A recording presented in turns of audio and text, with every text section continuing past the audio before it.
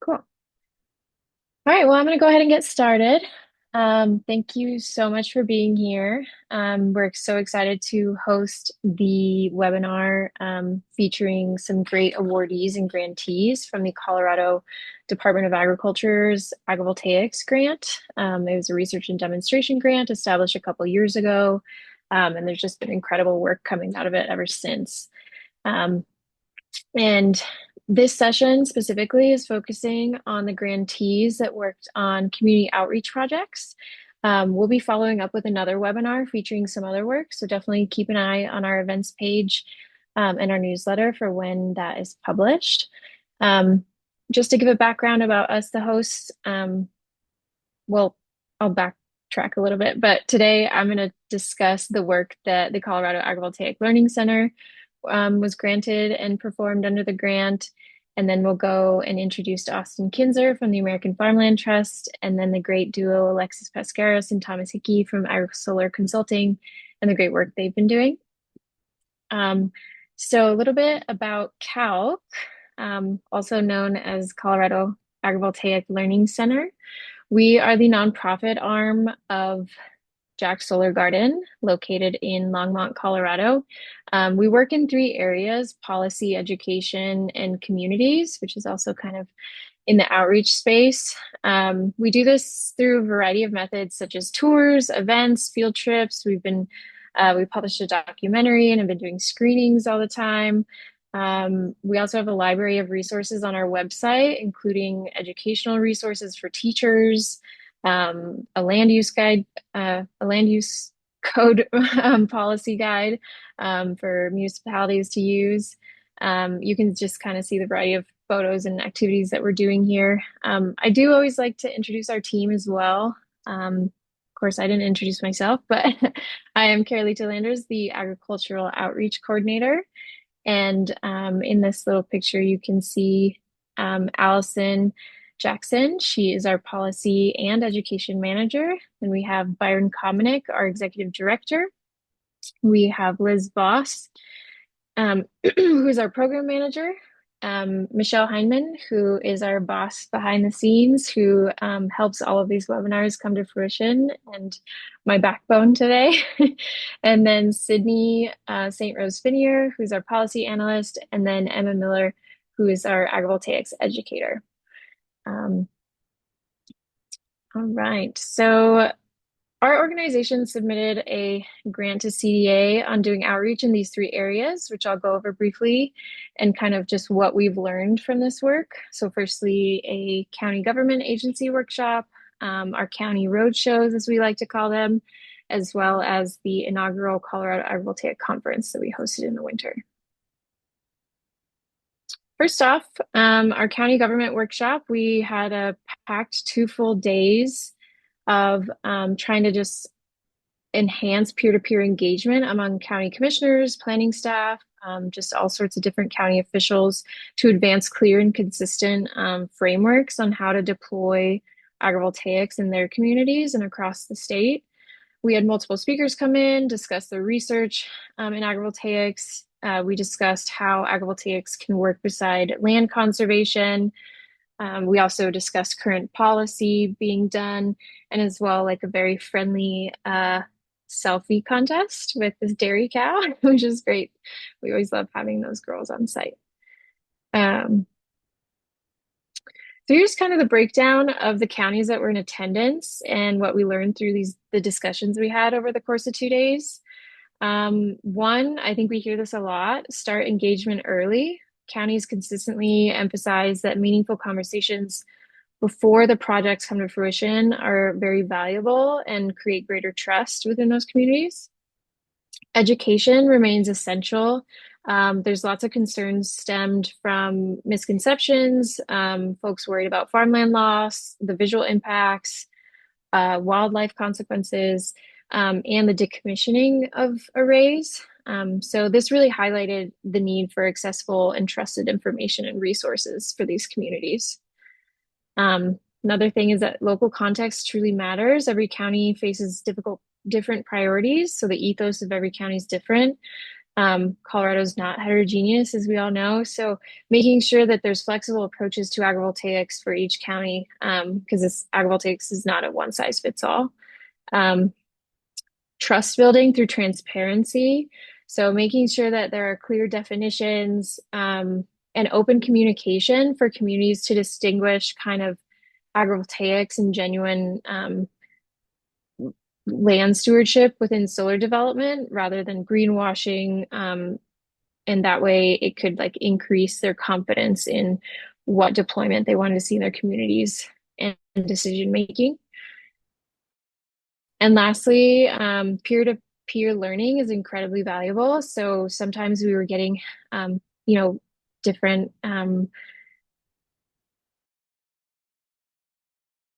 officials at the work was great. And just like understanding different counties' experiences and letting them all share within each other was incredibly valuable.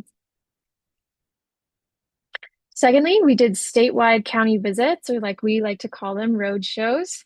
We took our work all across the state. The yellow stars highlight visits that we did outside of the CDA funded work, and then all of the red stars are the counties that we hit while under the grant. So this work, our goal was to just engage with communities across to Colorado, kind of take what we learned in the agency workshop and distribute it and get on the road and get into the communities rather than having them come to us. Did that way folks know that it's not just a Jack Solar Garden resource that we can provide, but we can go out there and target resources for everyone. It was a great co-learning opportunity. We learned about all the unique challenges and opportunities for the different counties and areas, and just the local context or history, ethos, like the trust and distrust that different communities had towards solar development or agrivoltaics in general. We did this through one-on-one meetings, group discussions, public screenings of our documentary, Save This Farm, Save the Future. We discussed with local county officials, electric co-ops, as well as agricultural and conservation organizations like conservation districts, the different extension agencies, things like that. We met with close to like 300 people across 11 counties. It was wild. It was a super fun time. And we visited over 10 solar arrays around the state, from the Great Vineyard agrivoltaic array that Horst Kaspari put up at the CSU Research Center in Grand Junction, all the way to, giant utility scale solar sites in Pueblo. We just kind of hit it all. We had a great variety.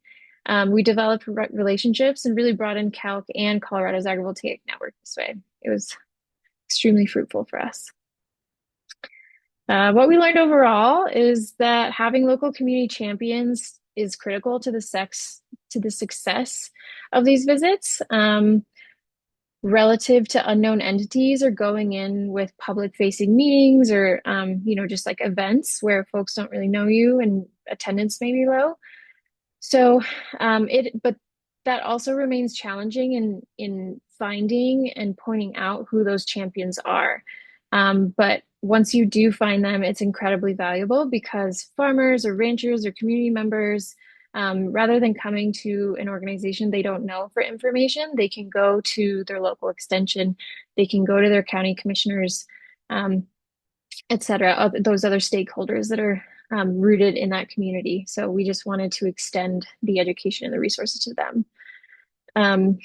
We learned that folks were really looking for practical resources, not just more information, but demonstration examples, guided technical assistance, case studies, things that were a little bit more tangible than just kind of like a one page or, sending them to kind of our regular definitions, although also useful in kind of what was propping up a lot of the targeted information we were giving.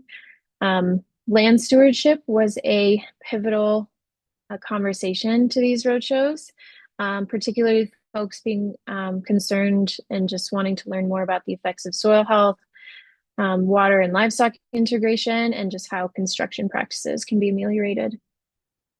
We also learned that policy and economics were discussed just as often as the other ones, just showcasing that these communities are thinking about the implementation standpoint rather than just the land stewardship. So they want to know the economic stimulation that's going to happen, what the policy may look like, years down the road, how it affects interconnection, et cetera, affordability, things like that.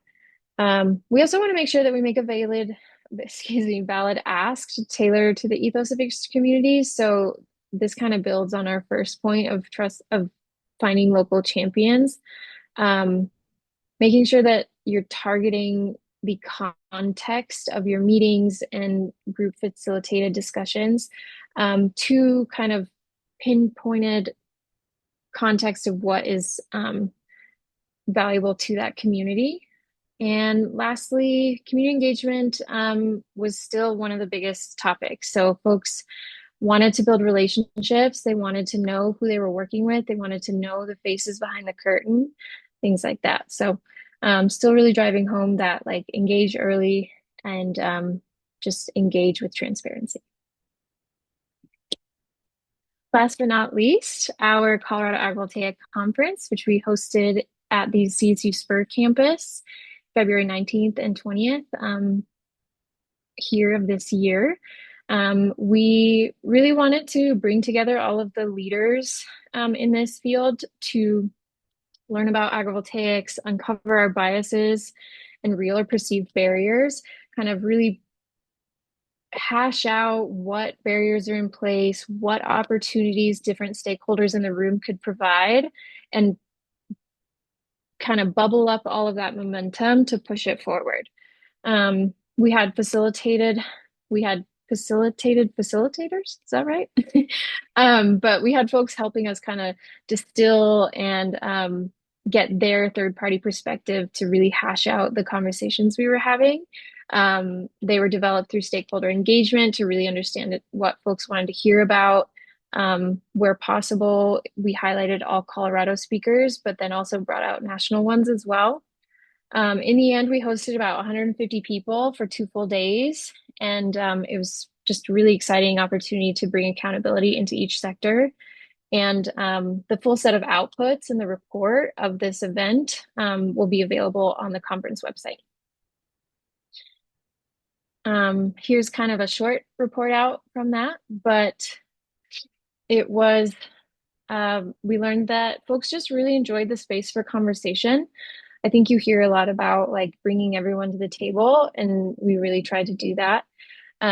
We worked hard on bringing diverse perspectives. There was one presenter that really questioned whether we really wanted him there due to a healthy skepticism of the solar industry.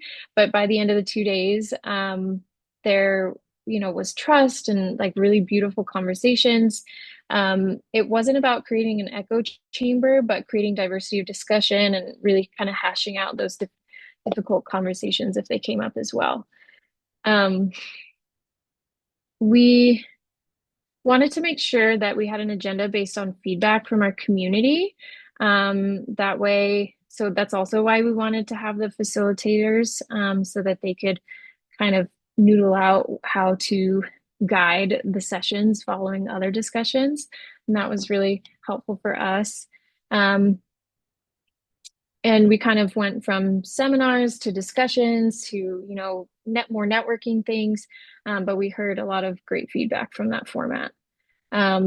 Speaking on kind of the communications and the logistical lessons learned from this, we hosted it virtually, and despite communication that this was more of a listening opportunity, it was still frustrating for a lot of attendees not to be able to get in the chat and have their questions answered or get in on the communication. So that's something we were highly considering for next year. So just, learning from the formats and learning as we grow and vice versa. This little word soup is what everyone was most excited about at the end of the conference. So I really like looking at this. The pie chart on the left is the diversity of attendees. So you can see that there. It just was a really colorful room, so to speak. Overall, though, it landed in a way that we really weren't expecting. It just kind of blew us away. All the outcomes that were reported have really helped us see how the event created community around agrivoltaics and how the community wants to see agrivoltaics develop in the future. So just future considerations, considering all of the work we did, we want to make sure that we create extremely targeted audience messaging and communications, still strengthening local partnerships and making sure those partnerships are long lasting, and also making sure that models of engagement are community centered, tangible to unique communities, and just making sure that agrivoltaics is, making sure that our message says that agrivoltaics is diverse and interdisciplinary, and there's lots of different players there, and making sure that we discuss and build trust with every single one of those players. That's all I have for you. We're going to do questions at the end after everyone has gone, but I will now turn it over to Austin Kinzer from the American Farmland Trust.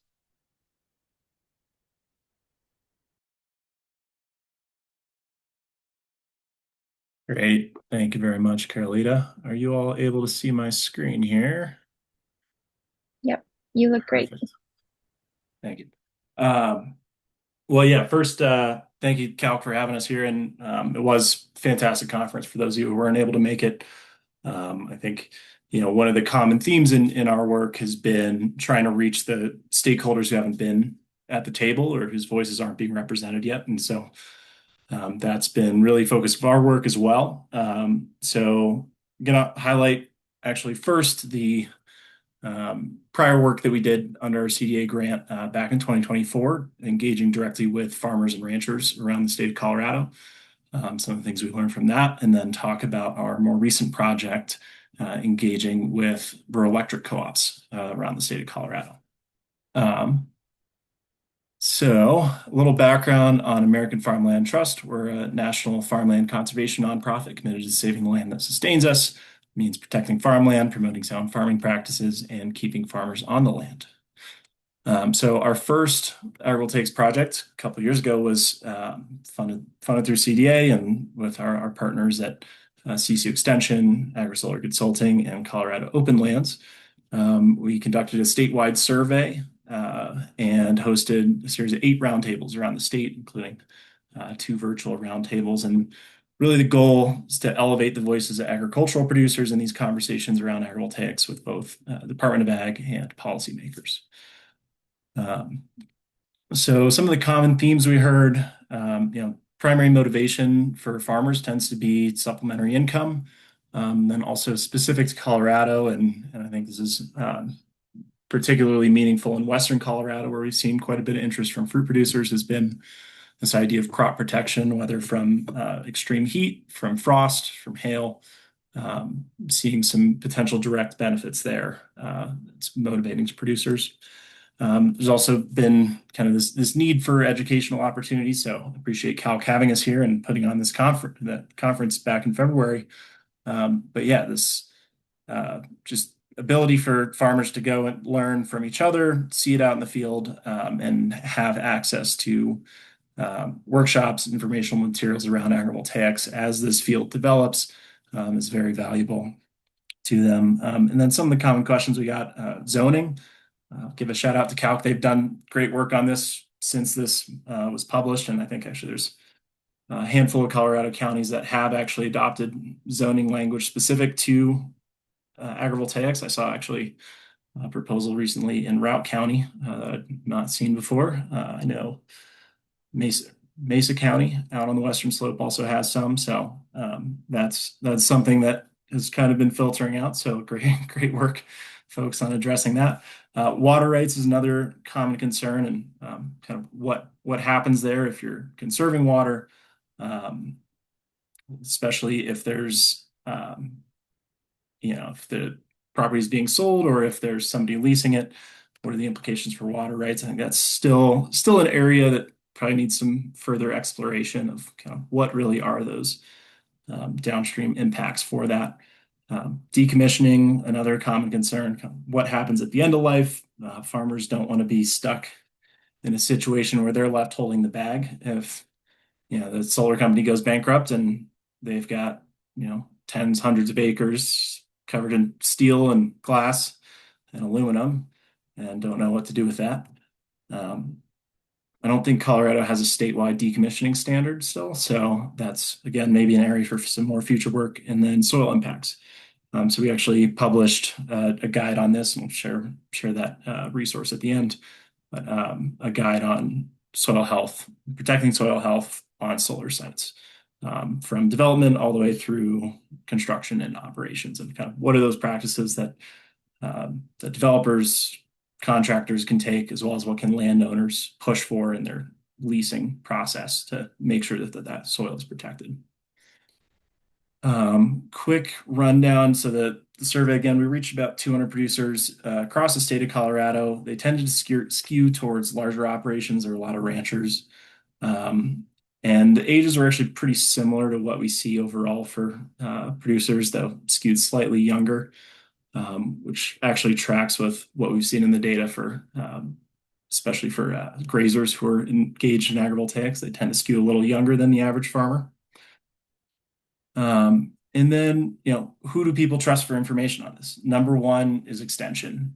This has been common across most of the states where we've done similar survey work. Has been, extension is the primary resource that farmers go to when they have questions. So, really equipping them with information and resources, and helping them know where to direct landowners and farmers to when they get questions on it is key. I'll note that electric utilities just barely beat out no one in terms of who farmers trust for information on this. They make sense because it's sort of not been particularly engaged on this, which is why we did our next project. And then, how farmers want to learn about this. Webinars near the bottom. So no shade on the webinar format, but again, that peer-to-peer learning, field demonstration is really, really valuable for farmers to be able to learn about agrivoltaics.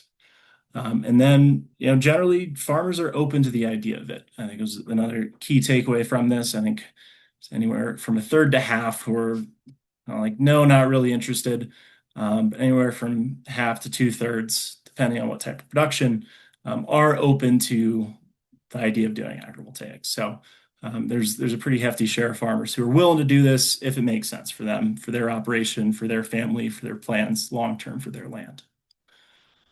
All right, and then mentioned utilities historically not been at the table too much when it comes to these conversations around agrivoltaics. So this was the focus of our project over the last year, was engaging particularly with rural electric co-ops on agrivoltaics.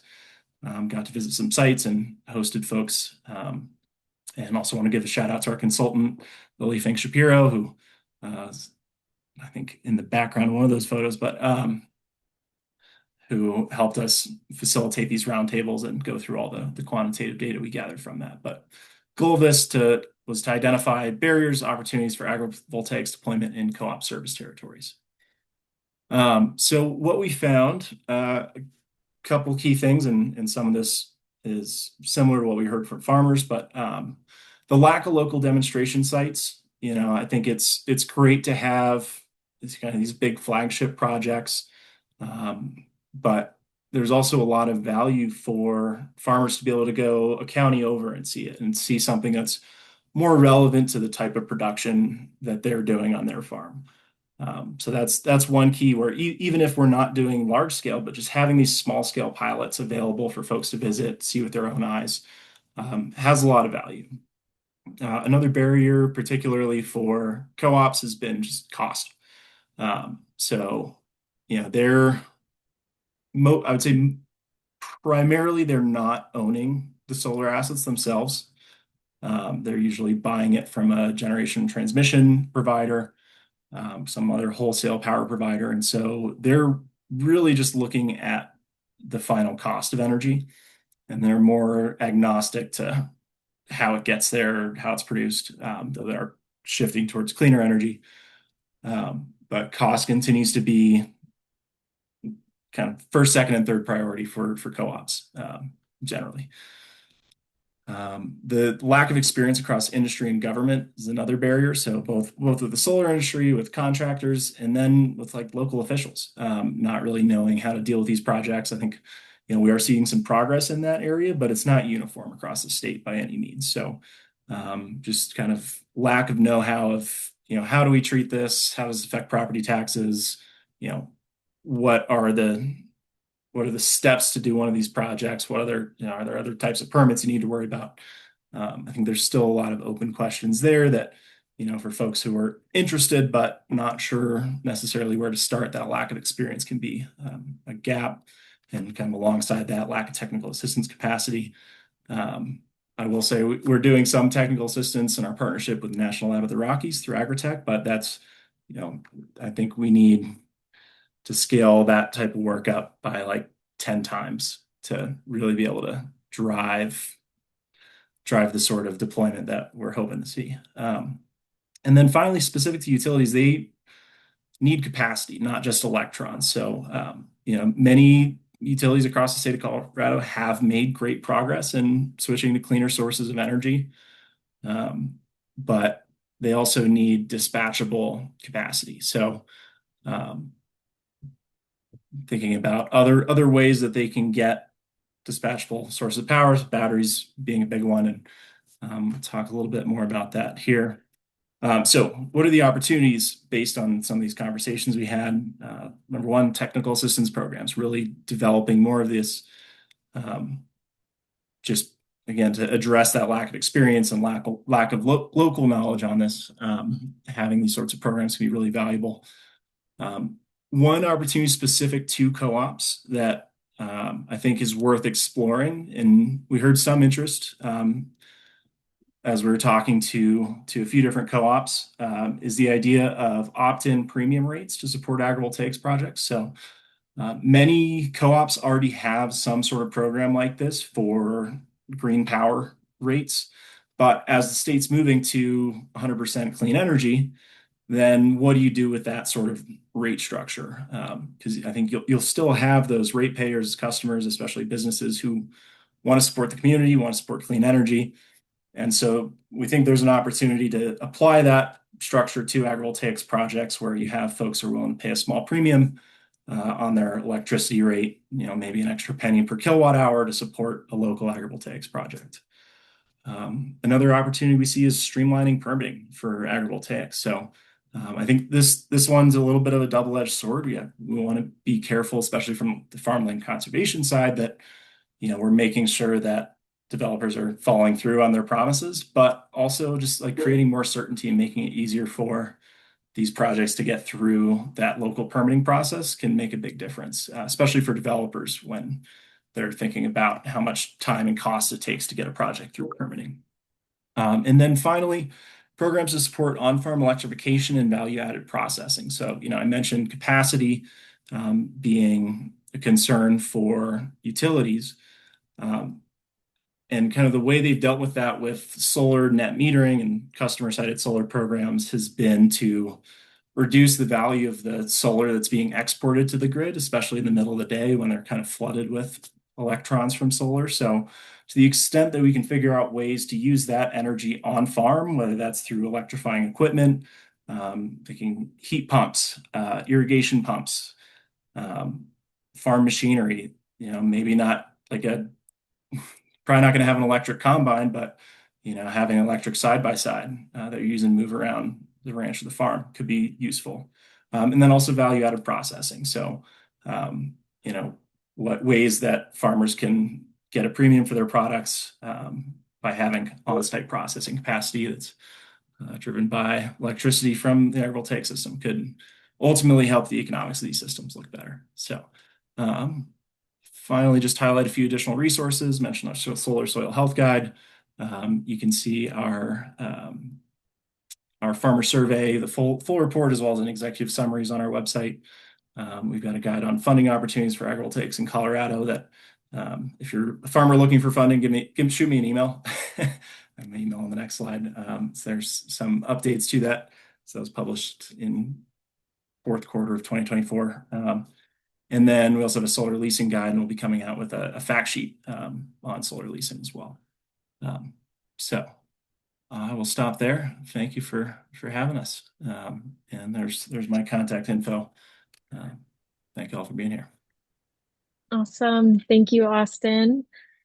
It's always great to hear about the great work you're doing, especially farmer to farmer, that personal work.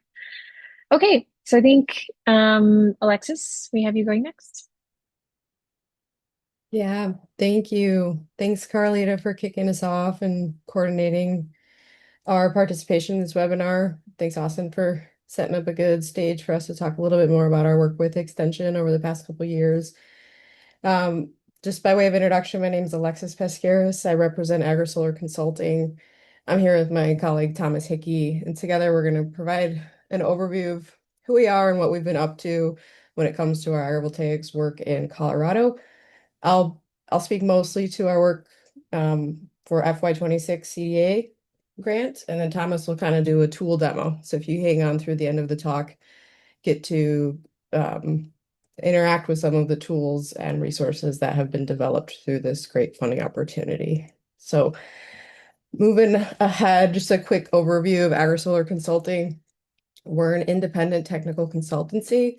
We work at the intersection of solar development, agriculture, conservation, and communities.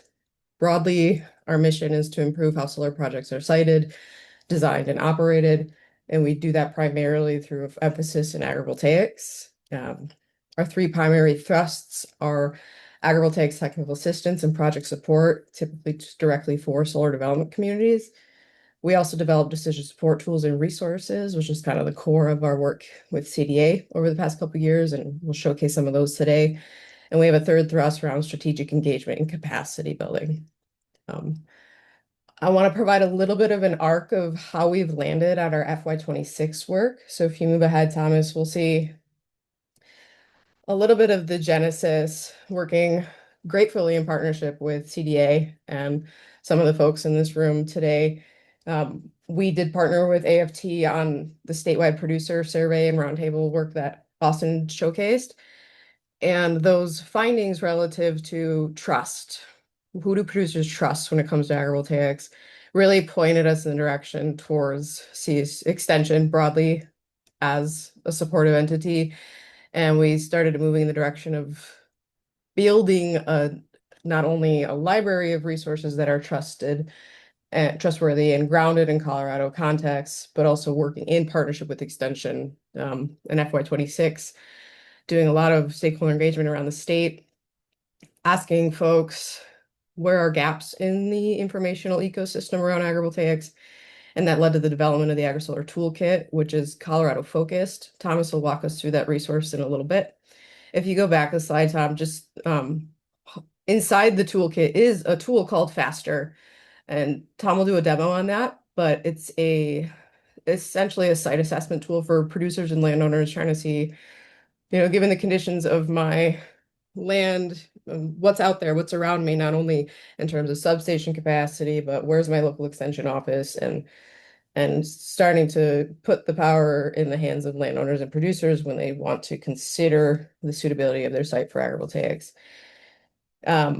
Some of those stakeholder engagement conversations from FY25 really emphasized a need for more coordination directly with CSU Extension and building their capacity to serve as a trusted resource in agrivoltaics. So that moves us to our FY26 project. So if we go to the next slide, Tom, I want to highlight kind of the main thrusts here and the project motivation. So, if you kind of step outside of Colorado, perhaps even at a global scale, thinking about where agrivoltaic research has been really active and really demonstrative of the potential benefits for producers, especially in semi-arid regions. Colorado is very much a leader in this space. We have a lot of great research laboratories sprinkled throughout, a lot of great demonstration, as we see in Carlita went around the state, getting to experience those sites, as well as Austin and his recent work. But that bridge, so we have the research, we have the technical foundations, but how do we translate that into actual information that's digestible for a layperson or someone who wants to make real decisions about their land. So we want to build that bridge, and we see extension and AES scientists, so agricultural experiment station scientists within CSU, is really central to building that bridge. Our partners at Extension are frequently asked and fielded with questions about agrivoltaics, specifically around feasibility, costs. Would this work on my farm under my conditions? But Extension has a limited capacity to answer those questions. They have a few faculty partners within CSU who can help them, such as Jennifer Buslow, Luchansky, Alan Knapp, some of the folks I'll speak to later who are part of our our working group. But there's a limited internal network and resource base for Extension to feel really equipped to answer these questions and represent the reality of agrivoltaics. So we wanted to start to build the foundation of a focused internal program within Extension and AES, kind of fortifying the statewide network and Extension's ability to support producers with technical decision making around agrivoltaics. Moving forward, we achieved that through 3 or 4 main thrusts. We started with an assessment survey. So we circulated a survey among extension specialists across Colorado, trying to understand what questions are they getting from producers relative to ground-mounted solar and agrivoltaics. Where do they see gaps in their ability to answer those questions? What do they need more of? We took those survey results, translated the priorities into a workshop where we gathered on the western slope at Dr. Horst Kaspari's vineyard agrivoltaic site that we got to see some good pictures from Carlita earlier. It was a day full of technical presentations, answering the questions that Extension had raised in their survey, and kind of fortifying the relationships between the researchers within Colorado and the extension specialists who are on the field, out in the field, answering questions. In the background of this workshop, we also facilitated a working group, the Colorado Research Extension Working Group. We called it the CORE Working Group. Some of the lead faculty members within CSU, also researchers from the National Laboratory of the Rockies, and trying to develop this peer-wide network with extension and researchers, just as a really clear channel of information exchange. Extension knows who to ask for what type of question. If it's a soil question related to grasslands, you might want to knock on Alan Knapp's door. But if it's something more related to crop productivity or performance, you'll probably talk to Uchansky or Buslow. So we wanted to make that network accessible and open, and that working group was a part of that. And ultimately, as Carlita pointed out, and Austin showed us a bunch of great examples of, we need tangible things. We need tangible resources that we can put in people's pockets. So we developed fact sheets that kind of reflect all of the core learnings across these activities and answer some of the outstanding questions that Extension have. So I'll speak to the 2 fact sheets that we developed. One of them being an overview of key cases in Colorado, like key sites that showcase site specifications, but also lessons learned. And the idea is for a producer to sit down with this fact sheet and say, okay, what are the management decisions and trade-offs with each type of agrivoltaic system, and what does it mean for me? And we're also working in partnership with AFT to develop a solar leasing guide for landowners in Colorado.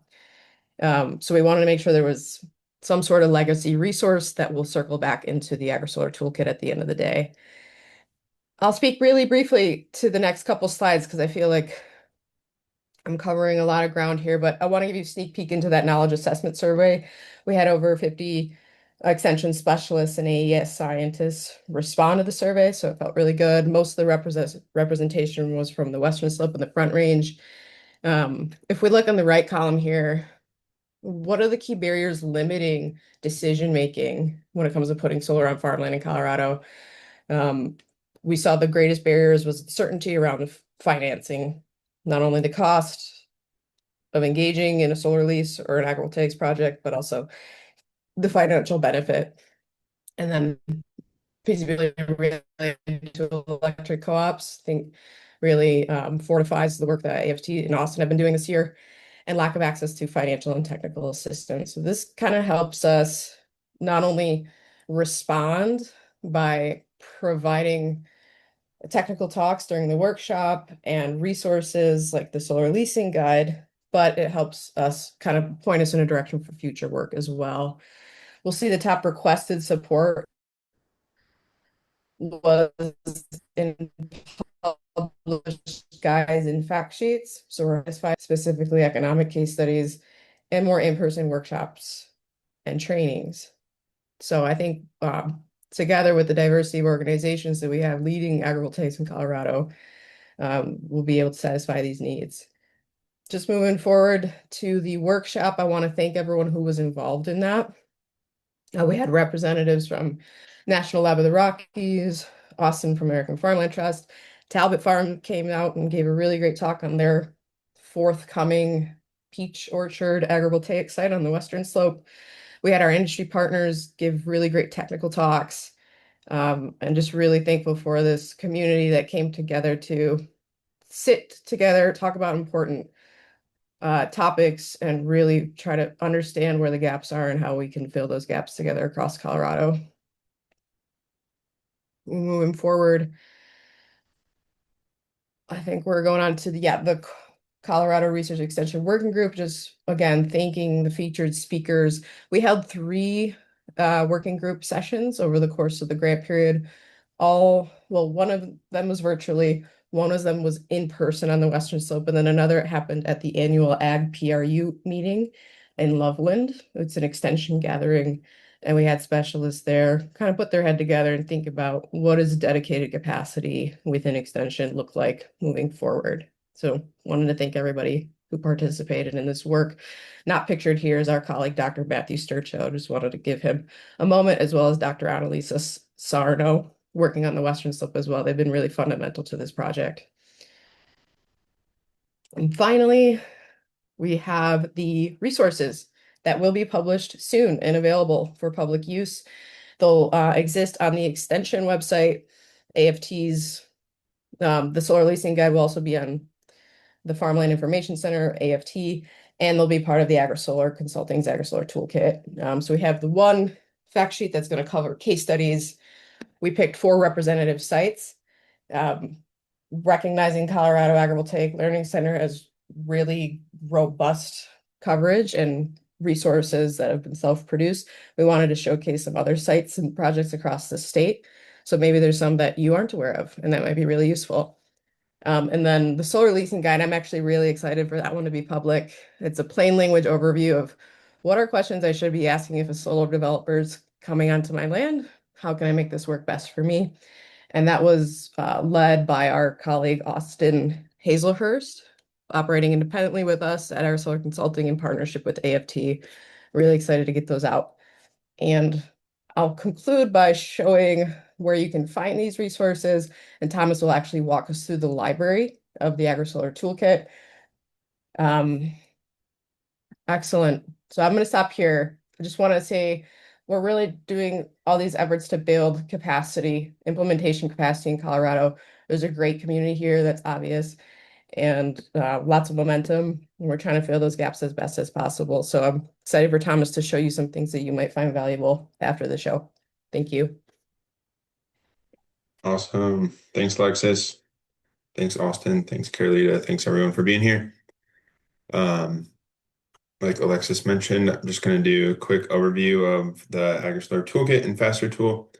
But before that, shown this graphic here, which really helps illustrate and drive home some of the background of how we formulate projects, how we go about engaging with folks, whether it's solar developers, farmers, extension, other landowners, policy personnel, regulatory, where while we're developing these tools and resources, we're also engaging with people directly, whether it's through focus groups, workshops, these conferences. And this also goes all the way back to the survey too, right? Like we wanted to get that survey out and understand where the gaps were before we move forward with developing different types of tools and resources for the Colorado community.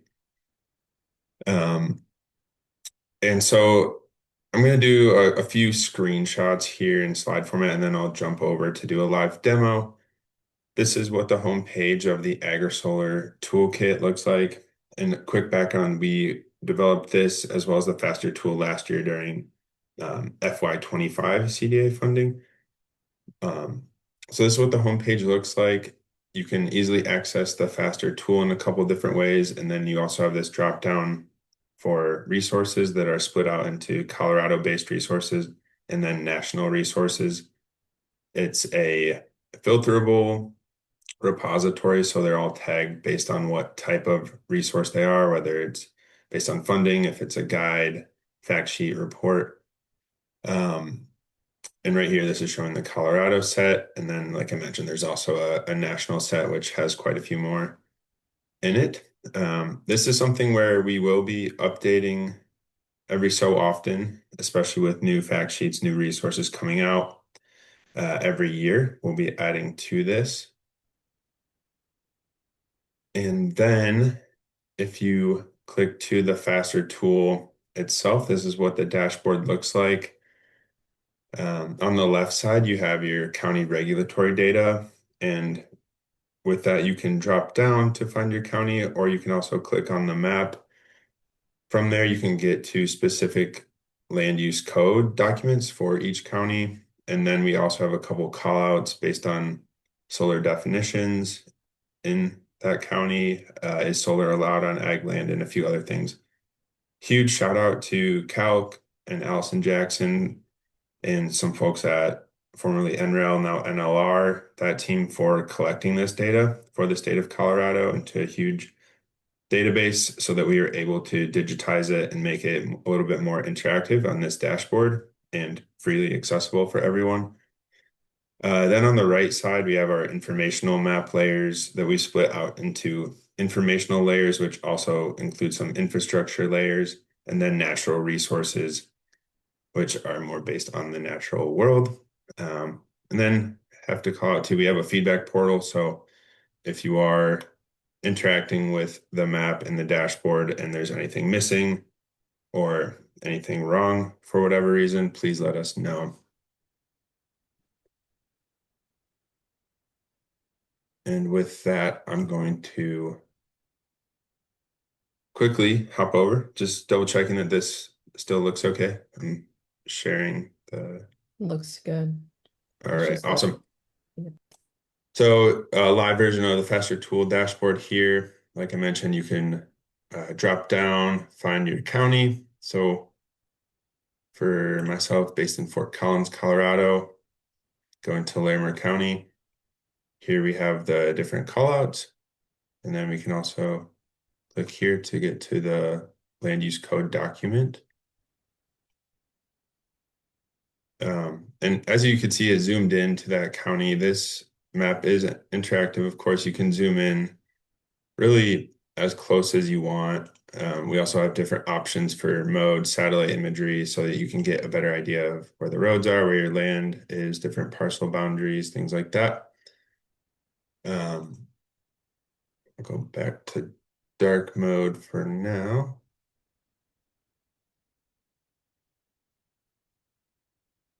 So you have Larimer County back in focus, informational layers that you can turn on and off, population, transmission infrastructure is pretty interesting to look at, along with the voltage class so you can understand how big those lines are, if there may or may not be capacity available to interconnect there, along with substations, which are generally along those transmission lines and also at the terminal ends of each of those, where it turns into the distribution network instead of the transmission network.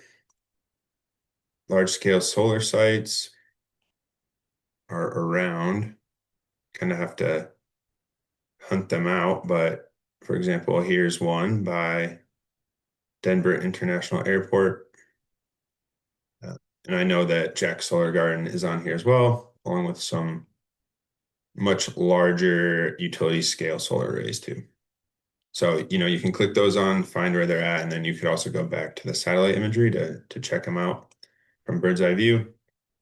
Alexis mentioned this before, we have the extension offices dotted on the map, and those have some metadata, which includes their contact information. It will work for me.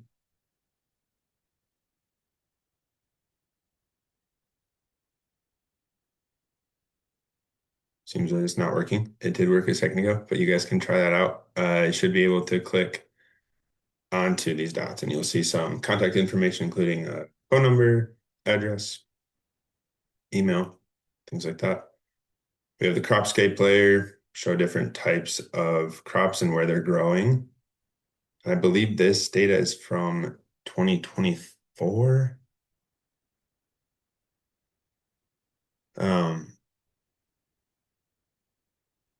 So they update it every year, and that's based off of remote image sensing. Some people will rotate their crops, but it gives you a better idea of, is this a commodity crop? Is it a specialty crop being grown in this part of the state? Similarly, land cover data. Is it developed? Is it water? Is it ag? A couple different priority and network of conservation areas here. And then lastly, we have our solar irradiance raster data set, which is split down the middle. And I believe that is due to the way that the data is collected in different satellites. So that's right where the satellite split. It looks like it might be a mistake, but that is just how it looks. And that line would continue for the rest of the United States too. And then we have wind speed, which I think is pretty interesting to look at no matter what. It could be used to consider, is this a good place for wind energy, not just solar, or also wind loading for racking and infrastructure to set up your solar site. So with that, that's a fairly comprehensive overview of the different layers and just turning them on and off for folks. From there, you could go back to the toolkit, which I showed the screenshot of. This is what it looks like, just a landing page. And from there, we can get to our resources hub, get to this repository. So the different Colorado-based resources here. You could also send the national resources to the top. We could search by author. We could search by the different tags or relevance, which is the standard order that they're in here. But yeah, we could go to AFT here. We could go to, again, formerly NREL. They have some guides there. So just wanted to show that before finishing off here. But with that, I think it concludes the live demo and be happy to answer questions. Awesome. Thanks, Thomas. And I can vouch for the tool. I use it on a weekly basis in the work that we do, and it's just so great having it all in one place. So I really appreciate all the great work that you guys have put into that. Okay, we have quite a bit of questions in the chat. Let's see. I think potentially towards Austin, any engagement with Xcel Energy on agrivoltaics for utility scale projects?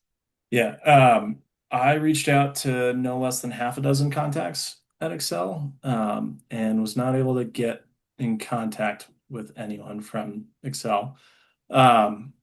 So yeah, the investor, we did speak to the Public Utility Commission as well as the other investor-owned utility in the state. So I think there's definitely an opportunity within the state's community solar program to expand how agrivoltaics is considered there, whether through setting a target for agrivoltaics deployment or setting a slightly higher compensation level for it. So that would be one opportunity. As far as utility scale, again, it's similar to what we heard from the co-ops where, at the end of the day, it comes down to cost and what, they're looking at electrons, not really what else is happening there. So to the extent that, we can use these different policy levers as well as the industry itself is moving to making agrivoltaics more cost competitive, and in many cases grazing is cost competitive or cheaper than conventional vegetation management. I think there's opportunity there, but at the end of the day, for them, it comes down to cost. Yeah, absolutely. I think we engaged with Excel once, maybe on a tour for a utility scale site in Pueblo County. And so we're great friends with the grazer and some of the folks at ASGA who did the training for that site. But as far as like continuing momentum, having discussions with our Excel contact, we haven't been as successful there either. So if anyone has those contacts, I think any of us on this panel would love to have them. Um, Okay, I think for AgriSolar team, how did you determine the zoning designations in the tool? Some of the land use codes can be a bit vague. Yeah, that's a great question. I would almost turn it over to the calc team and Allison. I don't know if she's able to chime in though, but and also other folks on the NLR team. But for that, like I mentioned, we were building a tool off of a data set that was mostly collected already, and that's something that has been published in a report, a technical report too. So the way that the zoning was determined was a little bit outside of our scope for that. And I can speak on, I'm not quite on the policy team, but from my understanding, our work building the land use code guidance was built off of um, the report with National Lab of the Rockies that did an analysis of every single county's land use code. And so there's that data set, and then another one building on top of it where our land use code guidance just kind of provides basic definitions for all folks who maybe don't have solar in their land use code implemented, or just easy definitions and formatting to kind of plug and chug, so to speak, or just change based on their context. Let's see, y'all don't be shy. We have lots of time left on this webinar too. Okay, one of our biggest fans. Have AFT and Austin learned any new agrivoltaics technical and or policy insights from Joel Tatum's experience with the Aspen Institute of Germany collaboration? I don't know if I can speak to Joel's experience specifically. I think it is informative to look at how agrivoltaics is being deployed elsewhere in the world. We are seeing, frankly, much more robust national policy frameworks for agrivoltaics in Europe. That is still something that we have not seen in the US. So, thinking about how it affects farm subsidies, for example, solar grazers today cannot access any sort of support through FSA, Farm Service Administrative Farm Service Agency, under USDA. And so, that's the kind of thing that federal guidance could clarify and, make much more straightforward. So I think there are definitely some things we can learn on federal policy of just like setting a definition and setting clear boundaries of like, what does this actually mean for any sort of USDA programs if you're going to be involved in agrivoltaics. I think that would be greatly beneficial. That's a great answer. Building on that, Joe wants to know, Alexis, if you'll be bringing back any agrivoltaic fruit pie recipes from your time abroad. Yeah, I'm happy to. I think it's relevant though to the prior question on lessons learned internationally. Currently on a sabbatical, working in partnership with the Joint Research Commission of the Joint Research Center of the European Commission, studying agrivoltaics regulatory frameworks in Italy, France, and Germany. Happy to report that agri-PV projects are real here, but they are not immune to the same types of challenges that we face in the United States. But to Austin's point, definitions do drive market activity, but if they're too vague, they actually cause more problems than they solve. So I might not be able to bring home any actual plants, but I will bring home lots of lessons learned eventually. So I'll happy to report those back when it's time to come home. Yeah, be excited to hear about that.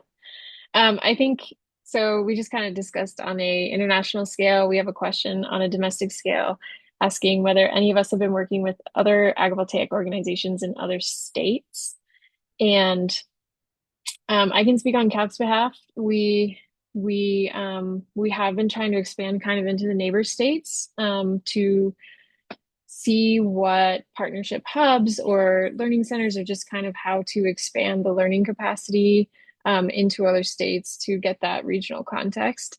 I myself also just got back from the Georgia Solar Farm Summit, had some great conversations out there.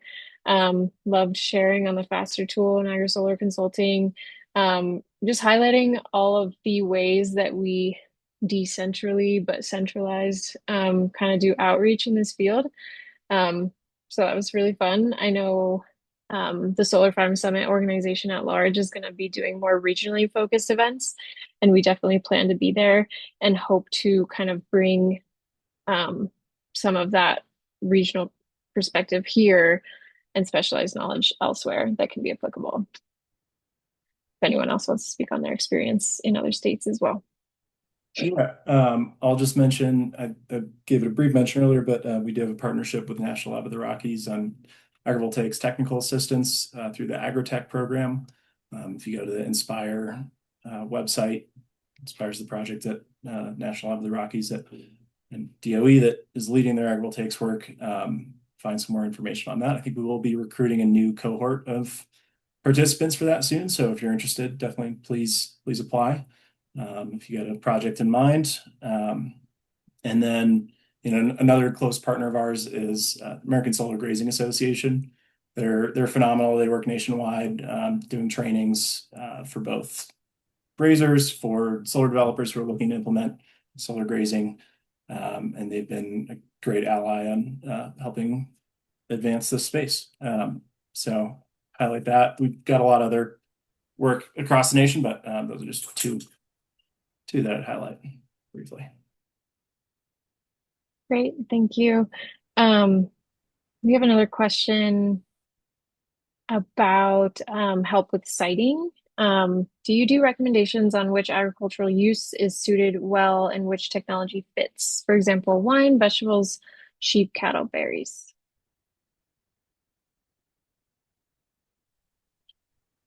Austin, I'd be curious from the technical assistance perspective, but I could say if I'll just add my 2 cents while my mic is on.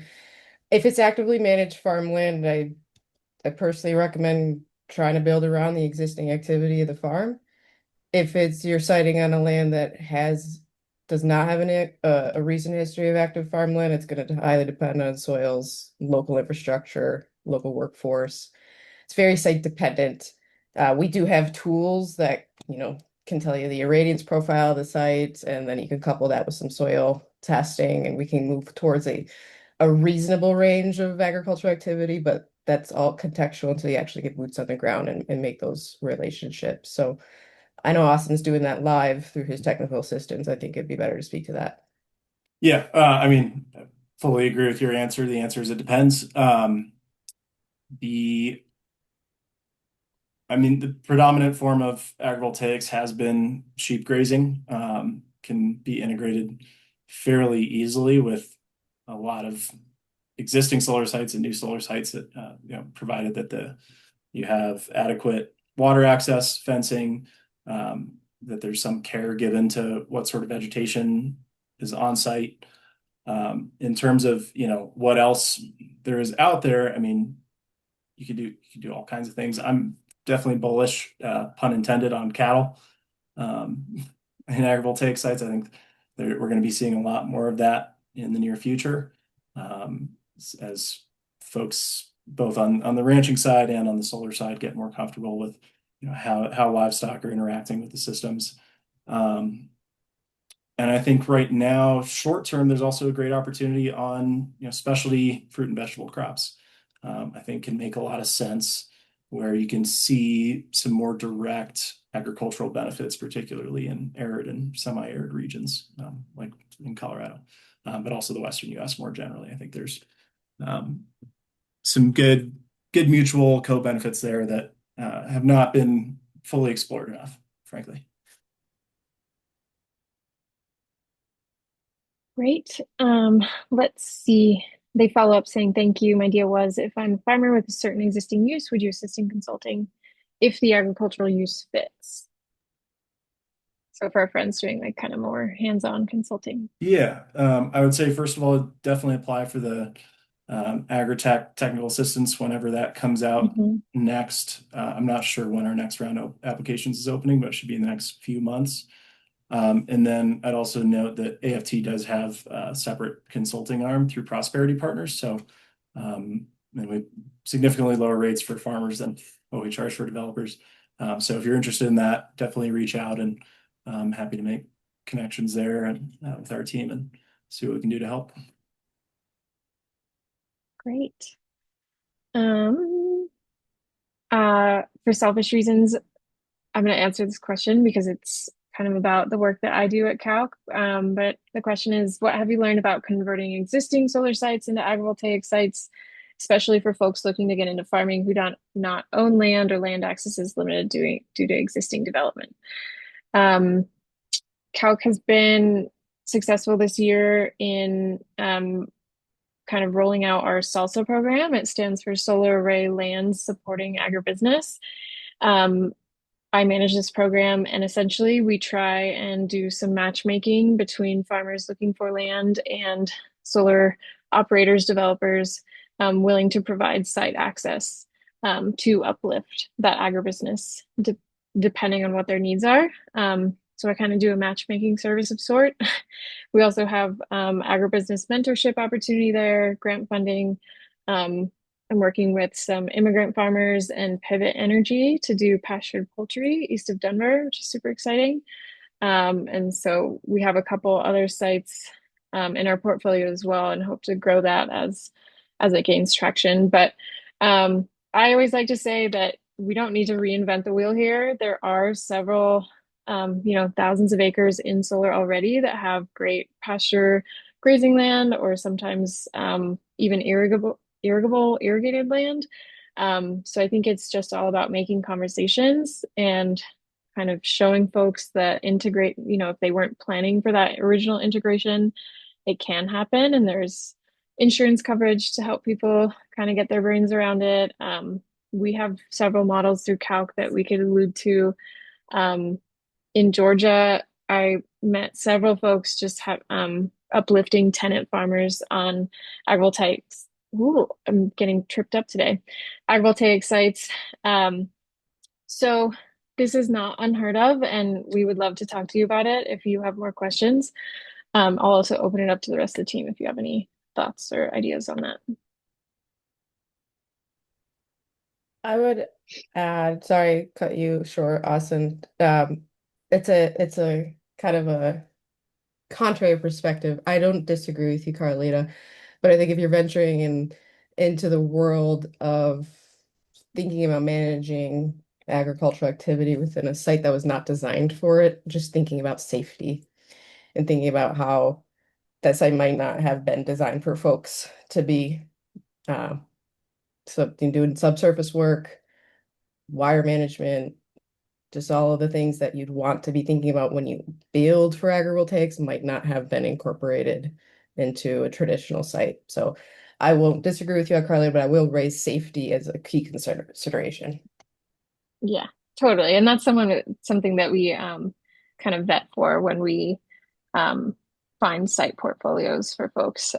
We don't try and make um, things work with any solar site, but yeah, we at Calc definitely preach wire management, panel accessibility, and preserving soil health. Um, Definitely some great starting places. Let's see.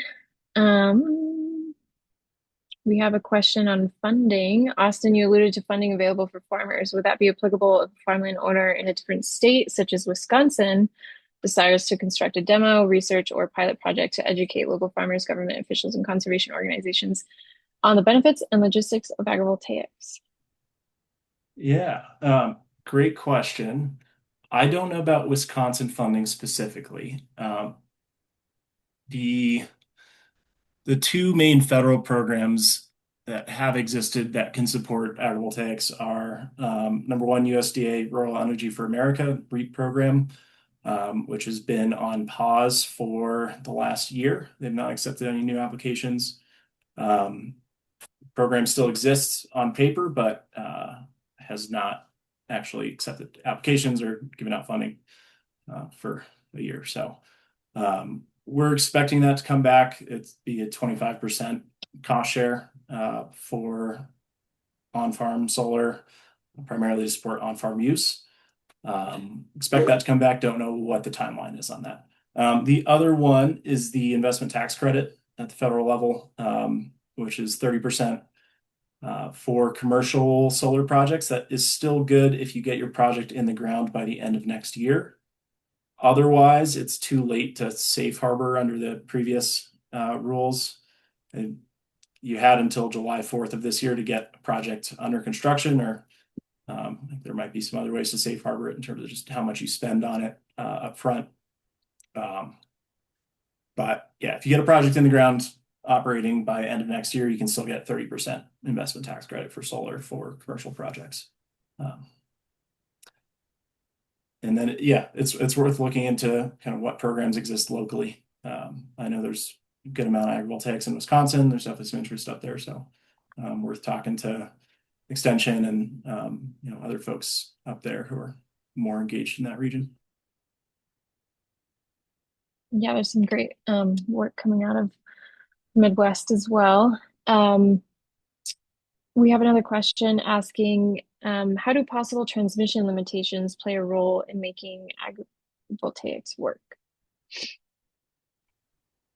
Yeah, I can give this a shot, and then Austin can probably Yeah. too. But I'd say it's less of a question about making agrivoltaics specifically work, but more so solar in general work, mainly at the larger community or utility scale, where oftentimes to site a project and build it out, there needs to be some availability in that part of the grid or to connect to that substation or that transmission line. And that's information that utilities and co-ops will have. So generally speaking, you'll have to connect with them to better understand what types of capacity they may or may not have there. I do think the Excel has a publicly available map, but they might be one of the only major utilities that I've seen that for. Rural co-ops, I don't think they really open source or have that as open access type of data. Austin, do you have anything to add from your chats with them? No, that's great. Yeah, I would say, yeah, so it's hosting capacity map is what you'd be looking for from your utility. A lot of investor-owned utility, the larger utilities tend to have that available. If you're in a smaller utility or co-op territory, I'd say just like reach out to the member services folks or folks who work on distributed energy, and they might be able to give you some indication. But yeah, no, you hit the nail on the head, Tom. Yeah, I agree. Couldn't have said it better. We are seeing there are some examples. One example I can think of some kind of remote data mining opportunities where folks don't have transmission. Our documentary Save the Farm, Save the Future highlights a farmer in northeastern Colorado, kind of highlighting two innovations here. One, doing remote data mining rather kind of behind the meter. And then two, also it's kind of a wind shelter belt system where he is protecting his crops from wind erosion with the solar panels. So he likes to speak on that project as an innovative approach to being around limited transmission, excuse me. Okay, and folks ask, how can we connect and reach out about the development? I think all of us will have our contact information through the poster, Colorado coagrivoltaic.org. We have Austin Kinzer through the Smart Solar Program. I don't know if all of you want to kind of drop in with your contacts in this question, but we're all happy to answer questions and continue dialogues that aren't answered here as well. Okay, I think so far we've gotten through all the questions. Does anyone have any other burning thoughts?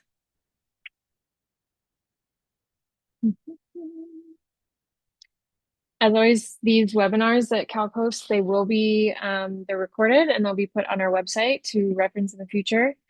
Um, and we will have a follow-up webinar, I think next month, to discuss more CDA grantee work. There's so much amazing work coming out of these grants. It's really hard to capture it all. So really excited to be able to do that and get everyone's just updates on what all the cool things happening across the state. But let's see if there aren't any other questions coming in and everyone's put in their, let's see, I'm gonna copy these for everyone and send them out. So here's Thomas. Here is Alexis. And here is Austin. And then I'll also put in Calcs. Thanks, Carolina. While you're doing it, I think on behalf of Yeah, everybody here, just want to thank Colorado Department of Agriculture for their leadership. Not many states have provided such consistent funding for this work, so really makes a difference. yeah.